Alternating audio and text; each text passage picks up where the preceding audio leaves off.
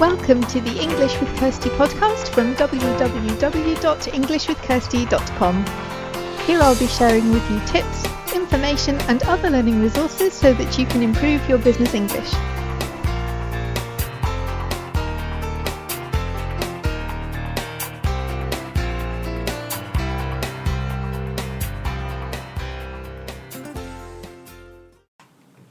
Hi everybody, and welcome back to the English with Kirsty podcast. And this is a solo episode today. I want to talk to you about something that worked for me and something that I think is maybe overlooked when it comes to improving your language skills once you've got them to a fairly decent level or a lower intermediate level.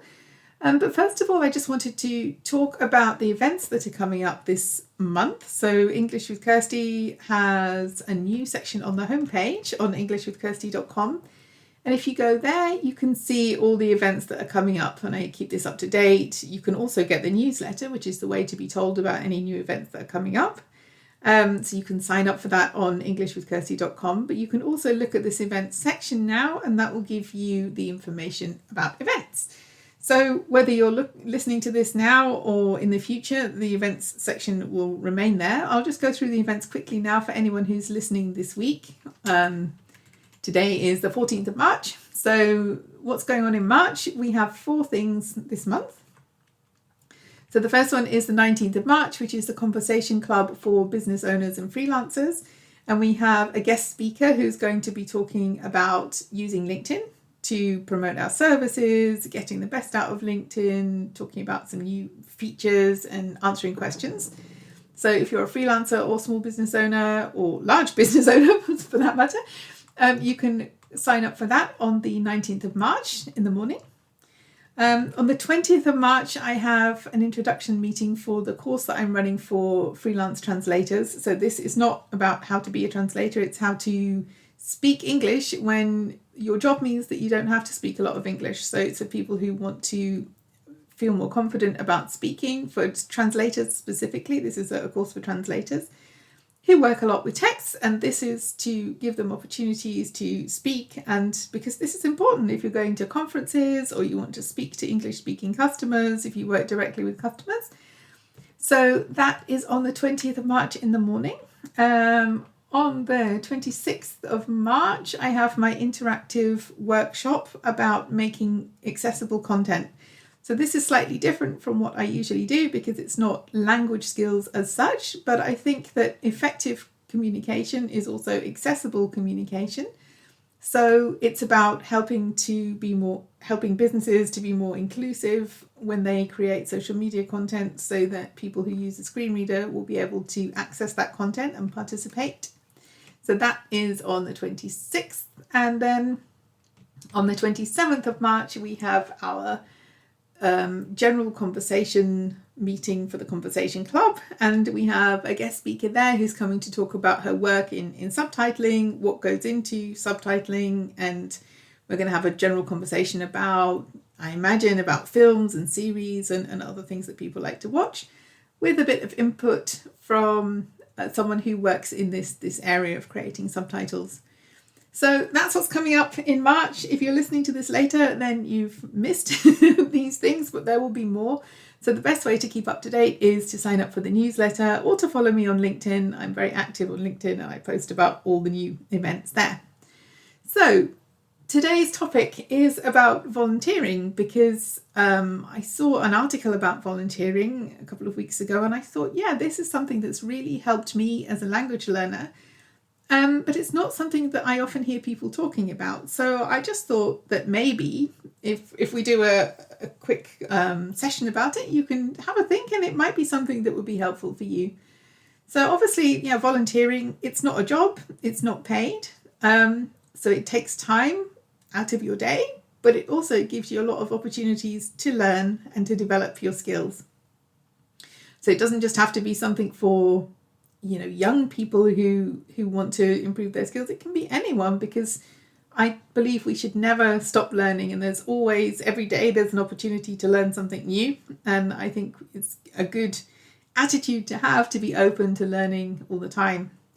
The types of volunteering you can do are so different. I specifically wanted to do some that would help with my language skills. So when I did it, it was to help with my German.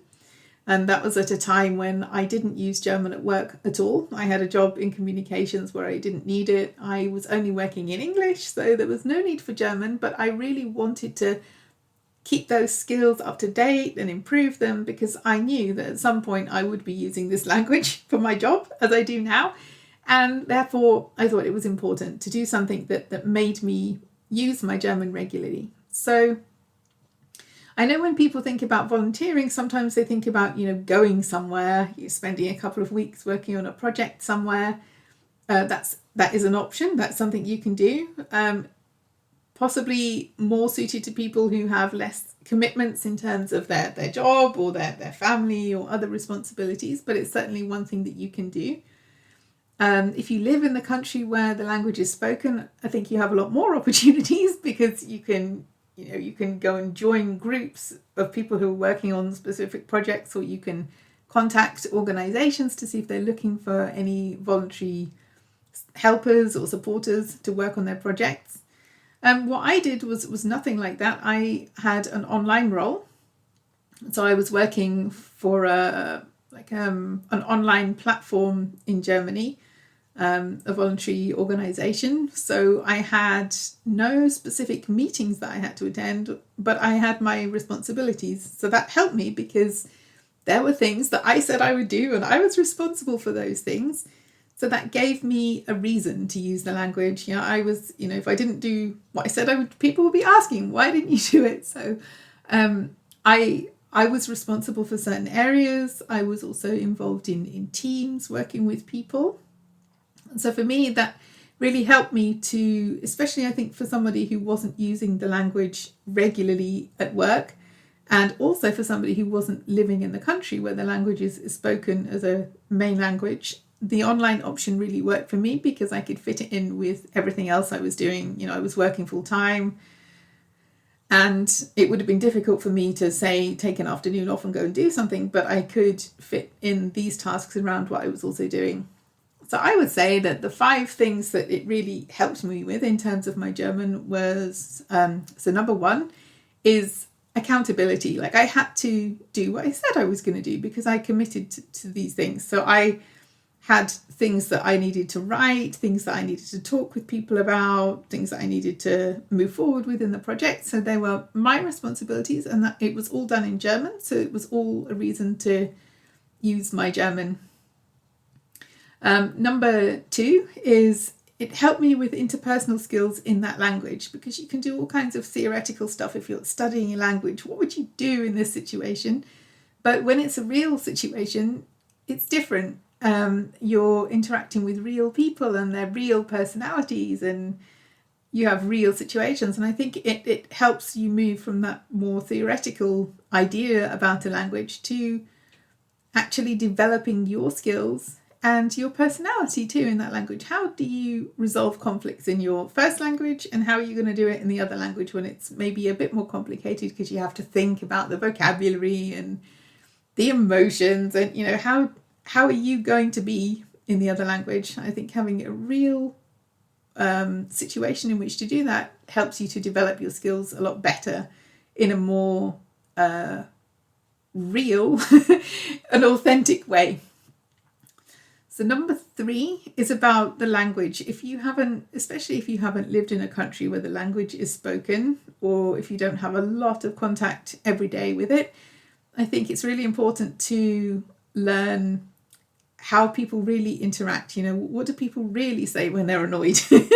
Not what do they say in the school book, or what do people really say when they are enthusiastic about something, or when they are not sure about something, or what kind of phrases do people use? So that kind of takes me on to number 4 as well, because it's about this difference between business English or German or whatever language and everyday language, because there's a difference and you need both. So it's about developing different types of language. I did need my general German because we had some social events. I was talking to the users of the site. I needed to be able to speak in a very kind of normal, everyday way. But there were also times when we were discussing, strategy is a bit too much, but how to move forward with projects, reviewing ideas, explaining the advantages and disadvantages of moving forward in a certain way. And that was moving more into the business German realm. It wasn't a very structured business type. The presentations, I didn't have to give presentations, but I did have to present ideas. But that was moving more into the kind of German that I would need if I were speaking German in a business context. So I think it's also good for developing different types of the language or communicating with different audiences. And that's a really valuable skill to have. And the fifth thing about volunteering is all the other stuff you learn. So you might go there to learn something about a language, or you might go there to, support an organisation that you care about because you feel passionate about their work.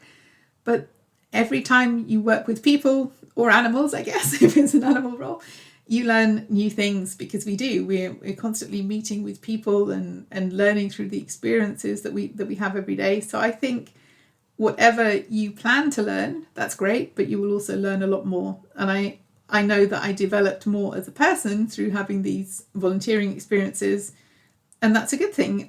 Some of it was great fun, some of it was a bit more challenging, but I know that as a person I developed as well, both in terms of my language skills and in terms of who I am and my interpersonal skills. So is volunteering something that would help you if you're trying to develop your language skills? Is it something you could explore? Is it a way to meet some new people who speak this language, whether that's English or another language? And we're so fortunate now that there are also online opportunities. If it's not something you feel that you could go somewhere or physically be somewhere every week, then maybe there's an online opportunity where you could get involved. Or maybe if you live in a town where the language is spoken, or a village, then maybe it's an opportunity to meet new people, because sometimes I think meeting new people is super hard. If you move somewhere new, or if you decide that you want to increase your circle of friends or things like that, it's really hard if you don't have a reason. So if you find a reason, either by joining some kind of group or doing a volunteering role, then you have a reason to be there and a joint purpose, and that can really help with developing friendships as well. So there are a few ideas. Let me know. Send me a message if you have any volunteering experiences, if they've helped you to learn a language. If you want to share about that, I'm happy to share them if we get any feedback on the podcast. But I'm also interested to know who the listeners are and what kind of experiences you've had with this. So you can always send me a message at podcast@englishwithkirsty.com, or you can come and find me on LinkedIn. I also have a business Facebook page, which is English with Kirsty, and LinkedIn, I'm Kirsty Wolf.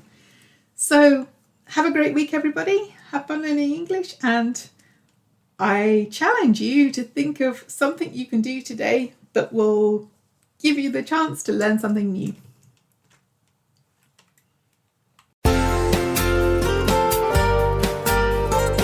I hope you enjoyed this episode of the English with Kirsty podcast.